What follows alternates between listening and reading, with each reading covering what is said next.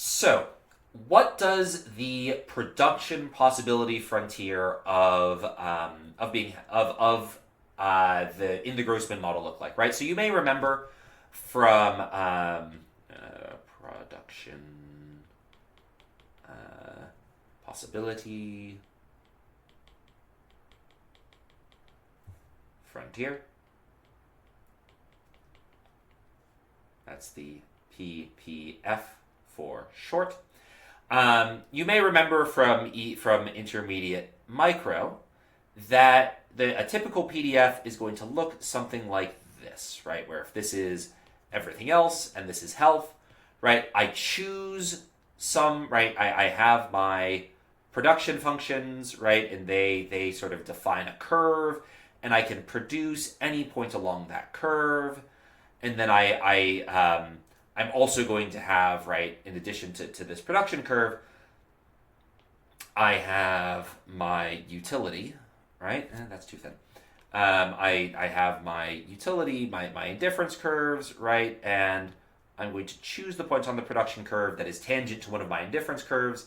And then that indifference curve is going to be how much, it's going to define how much utility I get. And I'm going to produce this much Z. I'm going to produce that much home good and that much health, right? So this is wrong for the Grossman model, right? Not correct. Why is that wrong? I just deleted everything. That's fine. That's wrong in the Grossman model. Why is this wrong in the Grossman, right? So, wrong. So why is this wrong in the Grossman model?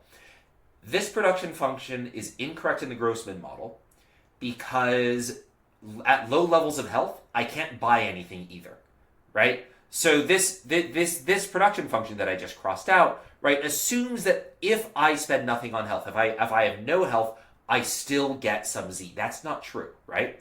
So what does the production function look like? What does the production possibility frontier look like in the Grossman model? In the Grossman model, production possibility frontier looks like this. All right, so we're going to have Hmin. And the production possibility frontier is going to look, I want it to be a little higher. It's going to look like this. Right? So Hmin, as a reminder, Hmin is the point at which you're effectively dead, right? You're so unhealthy that you can't work anymore, you can't move, and if you can't work, that means you have no time to spend on getting home goods, right? You have no time to spend on Z, right? So the production possibility frontier in a Grossman model looks like this, where I can produce anything inside this black curve, right? Now, I'm going to talk about a few points here for a moment. Points A, points B, point C, point D, and point E. So, let's think about this for a second. Am I ever going to stay at Hmin? No, I'm not going to ever stay at Hmin. Why? Well, am I ever going to let myself get to Hmin? And the answer is no. Why? Because if I'm close to Hmin, right, a very small improvement in my health, right, is going to lead to a very big improvement in my utility, right? Where if I'm looking at my indifference curves, right, I'm going to go from this indifference curve, which is a pretty miserable indifference curve, to this indifference curve, which is a much better indifference curve and is much higher, right? So if I'm ever close to Hmin, I'm going to start investing in my health, right? And so I'm never going to be at point A. What about point B? Will any rational person ever choose to be at point B? Well, again, no, right? So let's say this is their indifference curve at point B, right? Point C, right? You can always, if you're at point B, right, you can always go to point C. And point C is at the top of the arc, by the way, in case that's not clear from the graph. I can always go to the top of the arc. And at the top of the arc, for anything sort of below it in terms of health, any point below point C in terms of health, right, I can always do better by going to point C because I get more of the home production and more health, right? So no rational person will ever choose a point below point C on the curve, right? So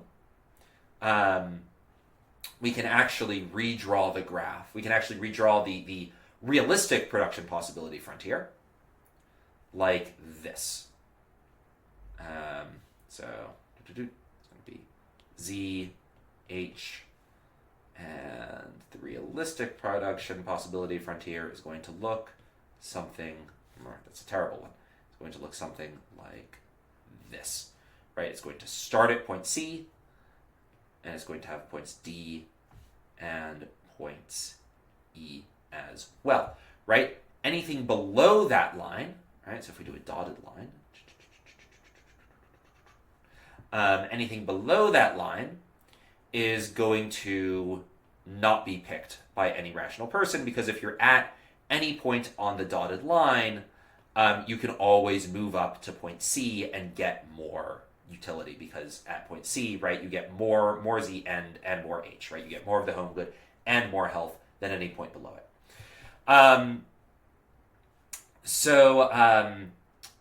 Right, what about point C, right? Will a rational person choose point C? Potentially, yes, right? Point C is the point you choose, right? The top of the curve. When you don't like being healthy, you don't value health in and of itself at all, right? You just don't care about feeling good. You don't care about like being in shape or anything like that. All you care about is like the amount of video games you play, right, and the number of concerts you go to, right? That's point C, right? So what's the indifference curves that would cause someone to choose point C? They're a little weird. They would just be straight lines like this, right?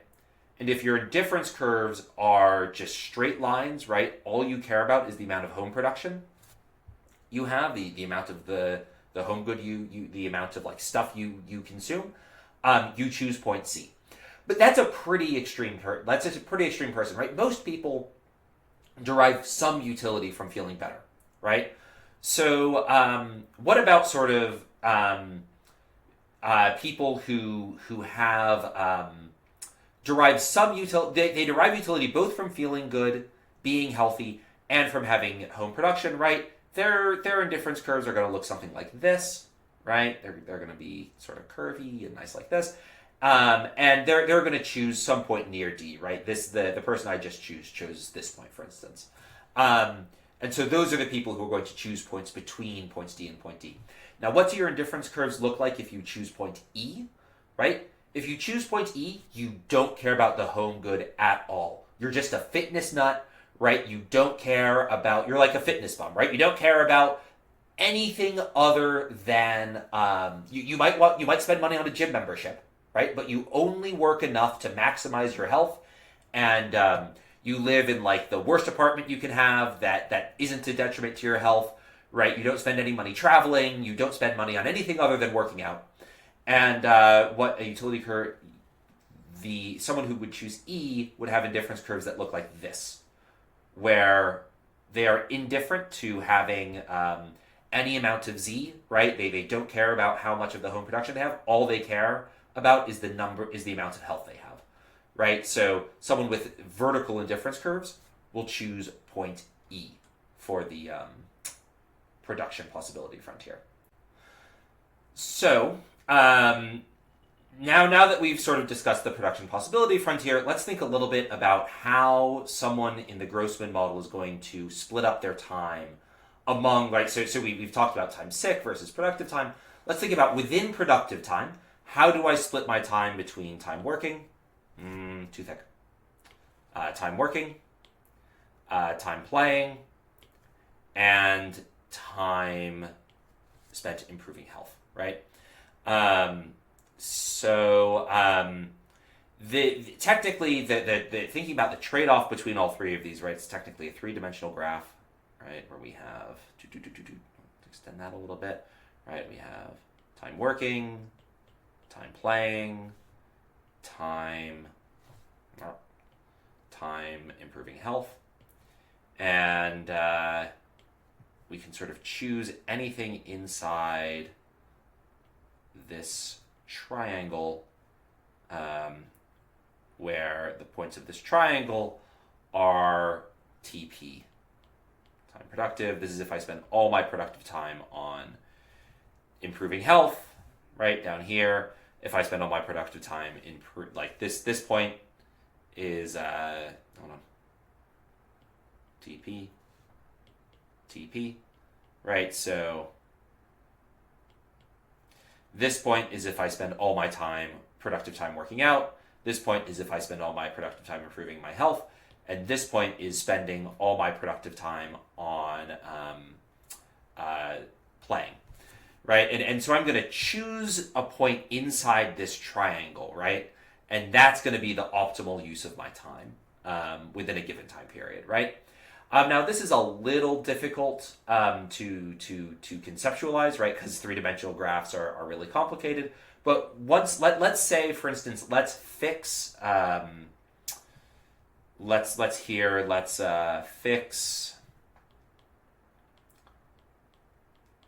fix t time spent sick and time spent improving health, right? Then we can get a two-dimensional graph, right? And we have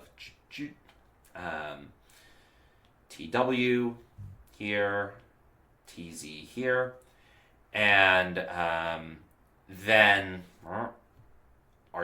we can do a two-dimensional graph, right? We're going to choose the amount of time we spend working versus playing is going to be somewhere on that line I just drew, right? And then we can draw indifference curves again, right? Based on the utility function, and as per usual, we are going to choose the point at which our highest indifference curve hits exactly once, right? The highest indifference curve that can hit that point hits it exactly once, right? So we'll choose this point here, and this is, well, we'll call this point D, which is the optimal allocation of time here.